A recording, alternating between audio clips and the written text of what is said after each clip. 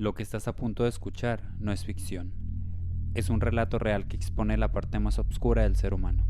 Este episodio contiene descripciones explícitas de crímenes violentos, así como temas sensibles como tortura, discriminación y asesinatos. No es apto para personas sensibles ni menores de edad. En este espacio no buscamos glorificar a los asesinos, sino comprender sus motivaciones, analizar su mente y reflexionar sobre el contexto que permitió que todo ocurriera. Hay personas que matan por impulso, otras por dinero, otras por venganza, y luego están los que matan porque convierten la muerte en un juego, una casilla, una víctima, hasta completar el tablero. Hoy vas a escuchar la historia de Alexander Pichuskin, el asesino del tablero de ajedrez, un homicida serial ruso y antiguo empleado del almacén que se considera responsable de al menos 49 asesinatos, con estimaciones que podrían alcanzar hasta los 60, cometidos entre 1992 y 2006. Durante años, la prensa rusa alimentó la idea de que Pichuskin no solo mataba por impulso, sino también por una oscura necesidad de competir. En su mente existía una especie de desafío silencioso contra el infame Andrei Chikatilo, cuya sombra aún pesaba sobre la historia criminal del país.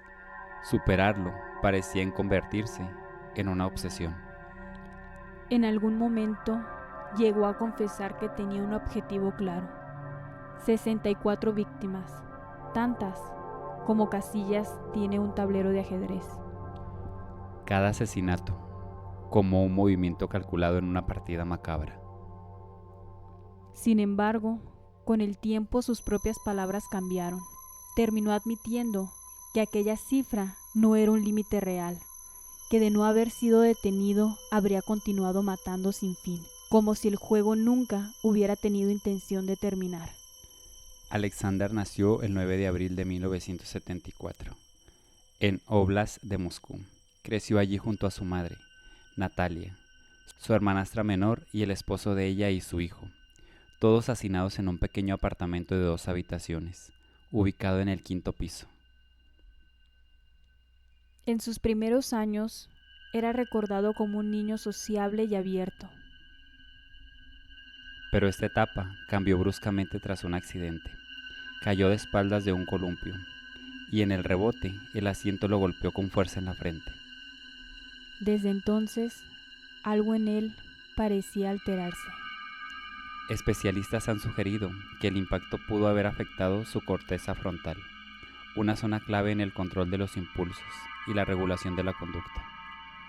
En un niño, ese tipo de lesión puede resultar especialmente grave, ya que el cráneo aún no ofrece la misma protección que en la adultez. Con el tiempo, aquel episodio marcó un antes y un después. El niño sociable dio un paso a alguien cada vez más impulsivo, irritable y propenso a la agresión.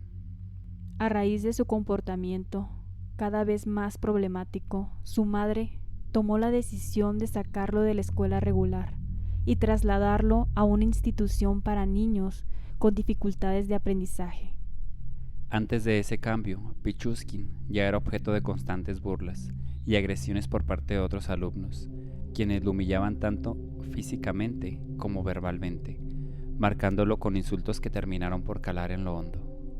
Ese acoso no hizo más que alimentar su resentimiento. Con la llegada de la adolescencia, su abuelo materno comenzó a notar algo distinto en él, una inteligencia evidente, desaprovechada. Veía con frustración cómo este potencial quedaba estancado, atrapado en la falta de estímulo en casa y en un entorno escolar enfocado más en compensar las limitaciones que en desarrollar capacidades. Mientras tanto, Pichuskin se mantenía al margen, distante, como si ya hubiera empezado a desconectarse del mundo que lo rodeaba. Pichuskin se trasladó a vivir con su abuelo, quien lo impulsó a desarrollar intereses intelectuales más allá de la escuela. Fue entonces cuando descubrió su gran pasión, el ajedrez. Aprendió a jugar bajo su guía y al demostrar un talento poco común, comenzó a enfrentarse en partidas públicas contra adultos en el Parque Vitsa. Sobre el tablero encontraba una forma de canalizar su agresividad, imponiéndose con una frialdad y precisión que contrastaba con su vida fuera del juego. Sin embargo, el acoso por parte de sus compañeros continuó persistente, como una sombra que lo seguía a todas partes, y cuando finalmente parecía haber encontrado cierta estabilidad, llegó otro golpe devastador, la muerte de su abuelo, hacia el final de su adolescencia. Obligado a regresar al hogar de su madre, dejó atrás ese breve periodo de contención y poco después se matriculó nuevamente como estudiante, cargando consigo una mezcla de pérdida, frustración y una rabia cada vez más difícil de contener. La muerte de su abuelo afectó profundamente a Pichuskin. Para mitigar el dolor de la pérdida y calmar sus fuertes tendencias agresivas, comenzó a consumir grandes cantidades de alcohol. Continuó jugando al ajedrez tanto en casa como en el Parque Vitsa, uniéndose ahora a los demás hombres en el consumo de vodka, aunque a diferencia de ellos, podía jugar sin verse muy afectado por el alcohol. El primer asesinato de Pichuskin ocurrió el 27 de julio de 1992, cuando tenía 18 años. Pichuskin había quedado con un compañero de clase, Mikhail, en el Parque Vitz para planear juntos el asesinato de 64 personas. Sin embargo, al llegar al punto de encuentro, Mikhail cambió de opinión y le dijo a Pichuskin que ya no quería participar. Sintiéndose provocado por su mejor amigo, Pichuskin lo estranguló y arrojó su cuerpo a una alcantarilla en el Parque Vitsa.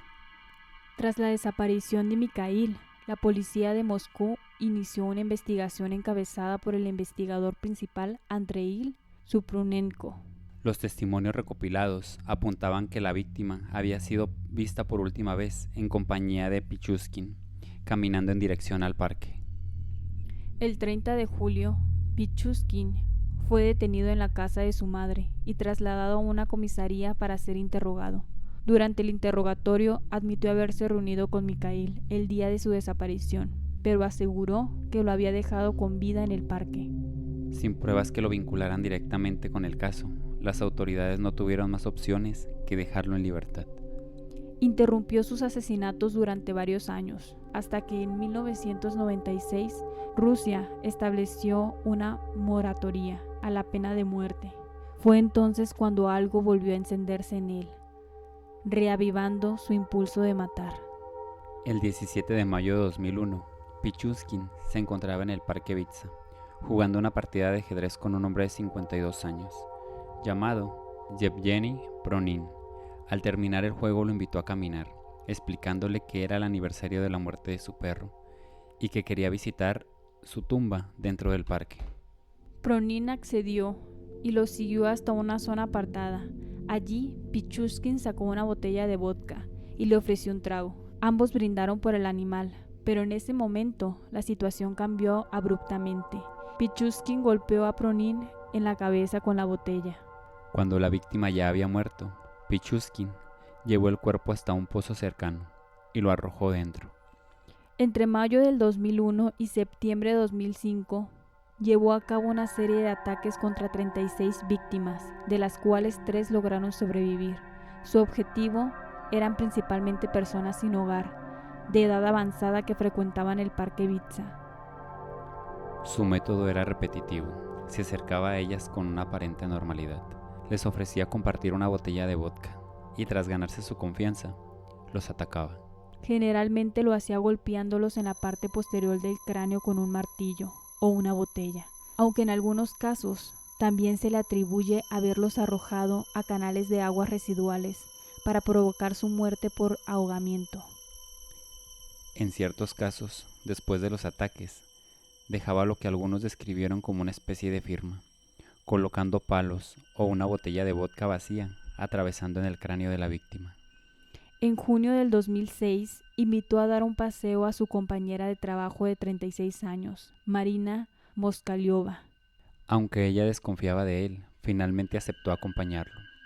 Antes de salir, dejó una nota para su hijo en la que informaba que estaría con Pichuskin, junto con un número de teléfono como medida de precaución.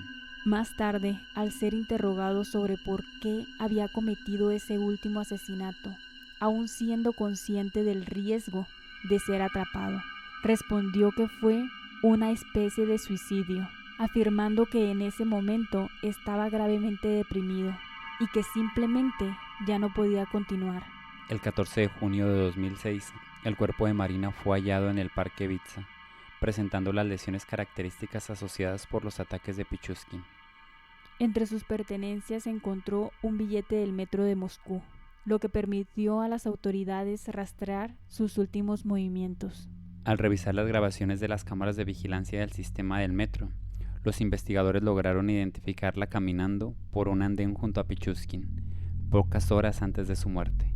En una entrevista posterior, él mismo describió el ataque con frialdad, explicando que la golpeó repetidamente con un martillo, que ella gritó antes de caer hacia atrás y que terminó tendida de lado en el suelo. Perfil psicológico. Antes de pasar al perfil psicológico del caso, quiero dejar claro que no somos psicólogos ni psiquiatras. Lo que compartiremos a continuación proviene de una investigación basada en documentos, testimonios y fuentes criminológicas. Nuestro propósito no es emitir un diagnóstico clínico, sino ofrecer una interpretación que nos ayude a comprender mejor la mente detrás de estos crímenes. Psicopatía funcional. Falta de empatía. Ausencia de culpa o remordimiento. Capacidad de aparentar normalidad. Podía convivir con personas, hablar, incluso generar confianza, mientras planeaba matarlas. Necesidad de control y poder. Aquí está el centro de todo. No mataba por impulso, mataba porque al hacerlo sentía dominio total, superioridad, control absoluto sobre la otra persona. El momento de la muerte era para él una forma de afirmarse. Pensamiento obsesivo. Su idea de contemplar un tablero de ajedrez no es un detalle curioso, es una señal fuerte de pensamiento rígido, compulsión, necesidad de estructura. Convertir asesinatos en un conteo le daba orden a su mente, propósito, una meta clara. Sin eso, se sentía vacío. Vacío emocional profundo. No expresa emociones normales. No hay tristeza genuina ni conexión real. En su lugar hay sensación de vacío, aburrimiento crónico, falta de sentido en la vida, y el asesinato funciona como una forma de estimulación extrema. Adicción al acto. Él mismo describía matar como una adicción. Esto encaja con necesidad de repetir la experiencia, aumento progresivo de frecuencia, pérdida de control con el tiempo, igual que una droga, pero psicológica. Deshumanización de las víctimas. No veía personas, veía números, casillas, logros. Esto le permitía matar sin conflicto interno. Búsqueda de reconocimiento. Aunque no era mediático, como los otros asesinos, sí tenía una idea interna de grandeza. Quería lograr algo, ser recordado, superar a otros asesinos. Su tablero era, en el fondo, una forma de legado. Pichuskin fue declarado culpable el 24 de octubre del 2007, de 49 asesinatos y 3 intentos de homicidio. Durante el proceso judicial, solicitó que se le atribuyeran 11 víctimas adicionales, lo que habría elevado su propio recuento a 60 asesinatos, además de los 3 supervivientes. A lo largo del juicio, permaneció encerrado en una jaula de cristal dentro de la sala, una medida tomada por las autoridades para garantizar la seguridad durante las audiencias. Tras ser declarado culpable, el juez Vladimir lo sentenció a cadena perpetua, con la condición de que los primeros 15 años los cumpliría en régimen de aislamiento. Pichuskin apeló la decisión, argumentando que la pena era demasiado severa y solicitando que se redujera a 25 años. Para 2025, continuaba cumpliendo su condena en aislamiento, dentro de la colonia penal ártica conocida como Búho Polar, donde permanece recluido en estrictas condiciones de confinamiento. Pichuskin afirmó que decidir si sus víctimas debían vivir o morir lo hacía sentir como un dios. En todos los casos maté por una sola razón. Maté para vivir, porque cuando matas, quieres vivir, dijo en una ocasión. Para mí, la vida sin asesinato es como la vida sin comida. Me sentí como el padre de todas esas personas, ya que fui yo quien les abrió la puerta al otro mundo. Sin los asesinatos, mi vida no habría tenido sentido. Lo necesitaba como el oxígeno para sentirme bien. ¿Qué debería haber hecho en su lugar? ¿Cultivar pepinos o ir a pescar? Envié a la gente al otro mundo sin torturarlos. Los maté para poder vivir yo mismo. A veces pensamos que la mente humana tiene límites, que hay una línea clara entre lo correcto y lo monstruoso, pero casos como el de Alexander Pichuskin nos obliga a cuestionarlo. ¿Cómo llega una persona a convencerse de que necesita quitar una vida para poder sentir la suya? No es solo violencia, es distorsión, una mente que poco a poco dejó de ver personas y empezó a ver piezas, que transformó el vacío en una misión y la muerte en una meta. La mente humana no siempre se rompe de golpe. A veces se va deformando en silencio, justificando lo injustificable, normalizando lo impensable, hasta que lo irreparable ya no parece tan grave. ¿En qué punto una idea se convierte en una obsesión? ¿En qué momento el vacío se vuelve más fuerte que la empatía? Esto fue El arte de escuchar el miedo. Si esta historia te atrapó, compártela, suscríbete y déjanos tus comentarios. No olvides seguirnos en nuestras redes sociales. Nos escuchamos en el próximo episodio. Hasta entonces.